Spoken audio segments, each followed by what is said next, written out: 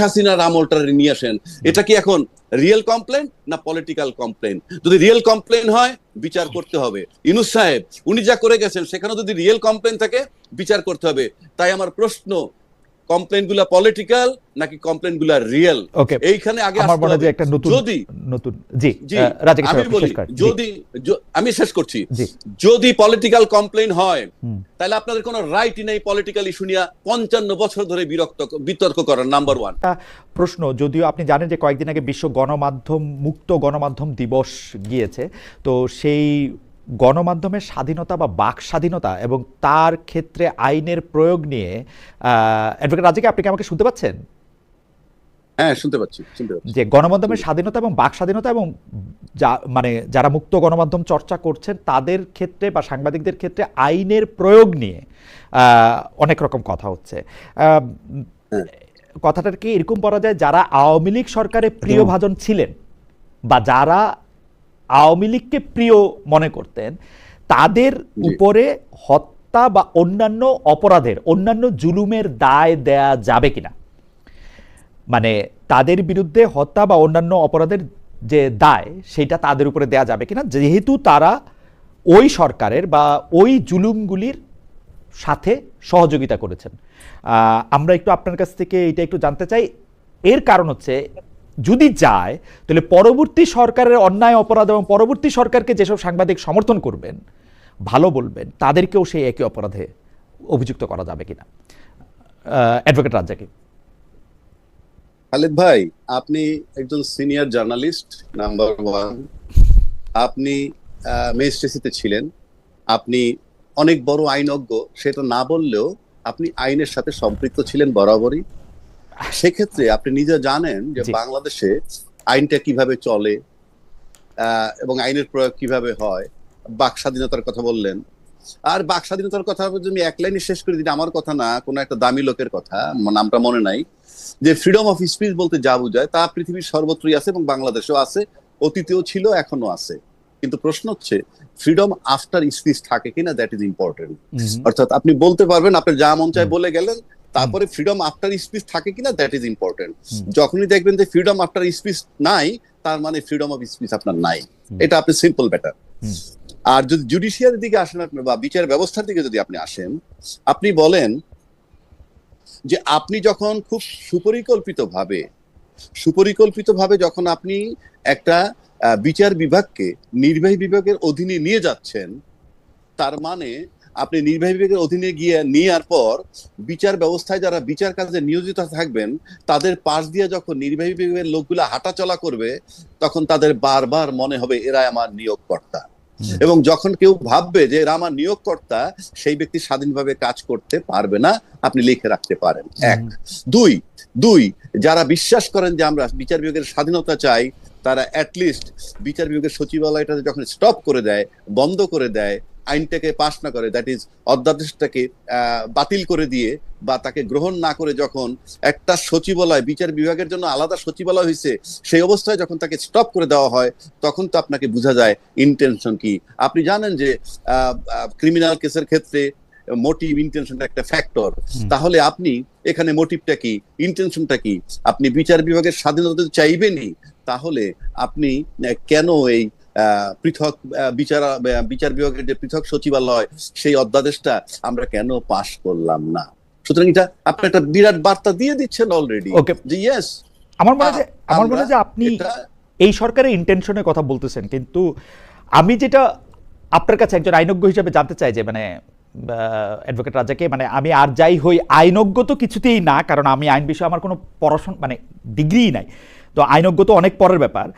আমি যেটা জানতে চাইতেছি যে আপনি যাদেরকে বলতেছেন যে উনি মিডিয়াতে আওয়ামী লীগ সরকারের পক্ষে কথা বলেছেন, সেই জন্য তার বিপক্ষে আওয়ামী লীগ সরকারের যত খুন, যত জুলুম, সেইটা আমরা তাকে এনাবলার বলে তাকে আমরা বিচার করতে পারি, এবং এইটা বলে আপনি এক ধরনের জনসমর্থনও আমরা এর পক্ষে দেখছি।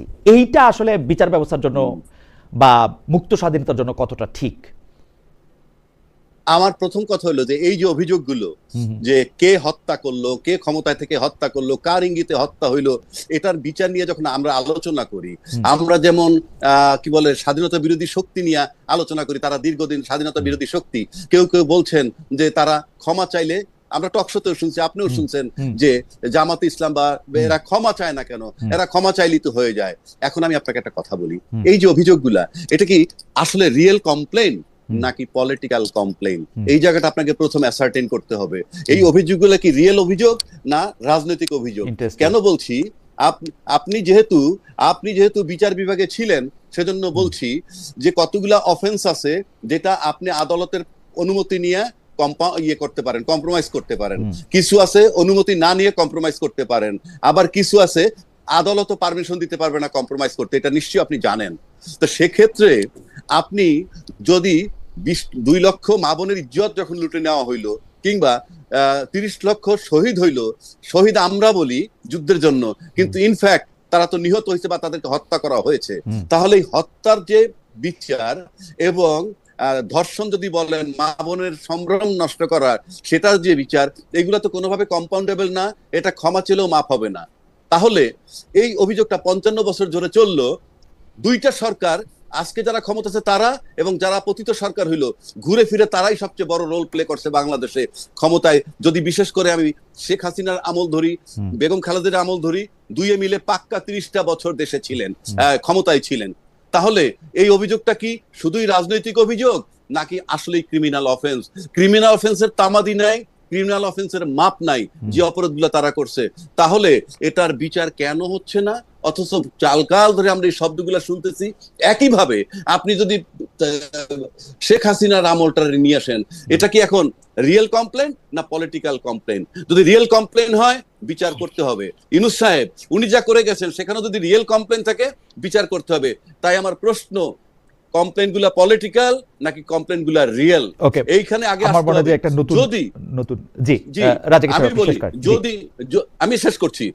যদি পলিটিক্যাল কমপ্লেন হয়, তাহলে আপনাদের কোনো রাইটই নেই পলিটিক্যাল ইস্যু নিয়ে 55 বছর ধরে বিতর্ক করার, নাম্বার 1। আর যদি এটা রিয়েল কমপ্লেন হয়, কারো মাফ করার অধিকার নাই, আর টিভিতে বিতর্ক করার অধিকার নাই। আপনাদের বিচার করতে হবে। আর যদি বিচার করতে না পারেন, আপনাদেরকে ব্যাখ্যা দিতে হবে কেন পারছেন না। বিচার করতে না পারলে বিতর্ক তুলবেন না, নিজেরা কুইট করবেন যার যার পজিশন থেকে, কারণ বিচার করার নৈতিক দায়িত্ব আপনার। আমার মনে হয় যে রাজ্জাকি ভাই তার জায়গা থেকে বলছেন, এটা আমরা নিশ্চয়ই আরো এটা জানতে চাইবো। আমি একটু জনাব আকবর হোসেন আপনার কাছে আসি। যে জনাব হোসেন, আমি মানে যে প্রশ্নটা করতে চেয়েছিলাম সেইটা রিপিট না করে একটু এর মধ্যে একটু সংযুক্ত করি। সেইটা হচ্ছে যে সরকারের বা একটা সাংঘাতিক ক্ষমতার কেন্দ্রবিন্দুকে যথেষ্ট পরিমাণে সমালোচনা করা হয় নাই, বা সমালোচনাই করা হয় নাই। তাদের সাথে গিয়ে ছবি তোলা হয়েছে, তাদেরকে অনেক ভালো বলা হয়েছে, তাদেরকে সোজা বাংলা ভাষায় তেল দেওয়া হয়েছে। এই অভিযোগে সাংবাদিকের বিরুদ্ধে এই হত্যা মামলা বা খুনের মামলা চলতে পারে কিনা, বা কেউ কেউ এইটাও বলতে পারেন কিনা। আমি সরকারের একজন গুরুত্বপূর্ণ লোককে এটা বলতে শুনলাম, তারা হত্যার চেয়ে খুনের চেয়েও বড় অপরাধ করেছে। এটা নিয়ে আমার দৃষ্টিভঙ্গি খুবই পরিষ্কার। আমি মনে করি যে না, এটা চলতে পারে না, অ্যাবসলিউটলি এটা চলতে পারে না। এটা খুবই অগ্রহণযোগ্য ব্যাপার। কারণ 5ই আগস্ট হয়ে যাওয়ার পরে এখন প্রায় 2.25 বছর হতে চললো। কোন সাংবাদিক প্রায় 2.25 বছর ধরে কারাগারে আছেন, এবং ওনাদের বিরুদ্ধে অভিযোগ কি? হত্যা মামলার অভিযোগ। আজকে 2.25 বছরে যদি আপনি কোনো চার্জ গঠন করতে না পারেন, বিচার শুরু করতে না পারেন, তাহলে এই মামলার আদৌ মেরিট আছে কিনা, এটা নিয়ে আমার প্রশ্ন আছে। আমি আইনের বিষয়গুলোতে অত গভীরভাবে যাব না। এটা রাজ্জাকি সাহেব যা বলেছেন, উনি হয়তো সেটা আরো ডিটেইল বলতে পারেন। এখন আমি ওনার কথা সূত্র ধরেই বলছি, এখানে 2টা লেন্স আছে। আপনি কি এটাকে লিগ্যাল লেন্স দিয়ে দেখবেন নাকি পলিটিক্যাল লেন্স দিয়ে দেখবেন? আমার মনে হয় তাদের মামলাগুলোকে পলিটিক্যাল লেন্স দিয়ে বিবেচনা করা হচ্ছে। এখানে লিগ্যাল বেসিস খুবই কম বলে আমার ধারণা। কারণ যেই হত্যা মামলার চার্জ ফ্রেম করতে বিচার শুরু হতে 2 বছরের বেশি সময় লাগে, সেখানে কি সাবস্টেন্স আছে আমি জানি না। আর আপনি যেটা বললেন যে অনেক সাংবাদিক হয়তো হ্যাঁ শেখ হাসিনার প্রশংসা করেছে, তাকে সোকল তেল মেরেছে আমরা যেটা বলছেন, বা আরো অনেক কিছু করেছে, এইটা তাদের বিরুদ্ধে প্রতিহিংসা চরিতার্থ করার জন্য যথেষ্ট কারণ হতে পারে না। কারণ আপনার একটা রাজনৈতিক মতাদর্শ থাকে। এখন আমি দেখেন সাংবাদিকতাকে মানে বিচার করি হচ্ছে যে দিন শেষে পাঠক আপনাকে বিচার করবে, পাঠক আপনাকে বিচার করবে। আপনি খালিদ মহিউদ্দিন সাংবাদিকতা করেন, আপনার সমালোচনা আছে, লোকে আপনাকে প্রশংসাও করছে, নিন্দাও করছে। সো এই যে নিন্দা এবং প্রশংসার ভিতর দিয়েই কিন্তু আপনার সাংবাদিকতা গড়ে উঠবে। আমরা কিন্তু কাউকে বলতে পারবো না যে সবাই আমার প্রশংসা করবে। আমার বহু এনিমি আছে সাংবাদিকতায়, থাকতেই পারে, তাই বলে কি আপনি আমার বিরুদ্ধে হত্যা মামলা ঠুকে দেবেন? এখন আসেন স্পেসিফিক ওই যে গণ অভ্যুত্থানের সময়টাতে, সেই সময় যদি কেউ স্পেসিফিকলি গণ অভ্যুত্থানের এই যে পুলিশ যেভাবে হত্যাকাণ্ড ঘটিয়েছে শেখ হাসিনার নির্দেশে, এটাতে যদি কেউ সমর্থন দিয়ে থাকে, রিমোটলিও দিয়ে থাকে, এটা আপনি প্রমাণ করেন, এটাকে আপনি ডকুমেন্টারি এভিডেন্সের মাধ্যমে প্রমাণ করেন। কিন্তু সেটা তো করতে পারছেন না আপনি। তাহলে একটা মানুষ কতদিন কারাগারে থাকবে? আপনি যদি মানবাধিকার সমুন্নত রাখার কথা বলেন, এটা তো বেসিক হিউম্যান রাইটস কে কন্ট্রাডিক্ট করে, তাই নয় কি? অবশ্যই। আর যদি কারোর বিরুদ্ধে আপনার দুর্নীতির অভিযোগ থেকে থাকে, তাহলে সেটা চার্জ ফ্রেম আপনি করতে পারেন। কিন্তু আমি না, আমার ধারণা বাংলাদেশে এটা কেউই বিশ্বাস করবে না যেসব সাংবাদিকরা কারাগারে আছেন ওনারা হত্যা মামলায় অভিযুক্ত হতে পারেন। আমি জনাব আকবর হোসেন, এই প্রশ্নটা শুরুটা আপনার থেকে করি। আমি অ্যাডভোকেট রাজ্জাকের কাছে যাব যে এইটার ব্যাপারে তার মতামত জানতে। একই প্রশ্ন। আমি কিন্তু আশা করেছিলাম যখন 5 আগস্টের পরে নতুন সরকার গঠিত হয়েছে, তারা আসলে কোনো কিছু একটা লেন্সে, যেটা আপনারা দেখার কথা বলতেছেন, সেইটা একটা ক্ষমতা বানের লেন্সে দেখবেন না। কেন আমি উদাহরণ দেই, সাংবাদিকরা যে অপরাধ করেছেন প্রায় একই বা তার চেয়ে 10 গুণ বেশি অপরাধ করেছেন ক্ষমতাবান ব্যবসায়ীরা, ক্ষমতাবান সংবাদ মাধ্যমের মালিকেরা। তারা প্রায় 10 গুণ অপরাধ, আপনি যেই সময়টার কথা বলেছেন সেই সময়টা বলেছেন। আমরা কিন্তু ছাত্র, যারা বৈষম্য বিরোধী ছাত্র আন্দোলন করেছেন তাদেরকে, ডক্টর ইউনূস সরকারের সবাইকে তাদের বিরুদ্ধে একটা কথা বলতে দেখি নাই, বরং উল্টোটা দেখছি। তাদেরকে গিয়ে যারা প্রশংসা করে এসছেন তাদেরকে 21শে পুরস্কার দেওয়া হয়েছে সাংবাদিকতায়, এবং অনেক হাততালি দেওয়া হয়েছে, বিশেষ সাংবাদিক সেগুলি বলা হয়েছে। এইটার কারণ কি বলে আপনি মনে করেন? মানে এটা কেমনে হইল? মানে ওয়ানলি বিকজ সাংবাদিকরা কম পয়সাওয়ালা, ব্যবসায়ীরা বেশি পয়সা? আপনি আগে বলবেন, তারপর আমরা এক্স্যাক্টলি। আপনি খুব একটা খুব চমৎকার একটা উদাহরণ তুলে ধরেছেন যে দেখুন, ব্যবসায়ীদেরকে আপনি কখনো ইগনোর করতে পারবেন না। আমি যদি সোজা কথা বলি, এই যে বসুন্ধরা গ্রুপ, এই বসুন্ধরা গ্রুপ বা এদের মতো অনেকে কিন্তু 1/11 সময় পালিয়ে গিয়েছিলেন। ঠিক যখন আবার আওয়ামী লীগ ক্ষমতা আসলো, তারা কিন্তু বীর দর্পে ডবল ক্ষমতা নিয়ে তারা ফিরে আসলো।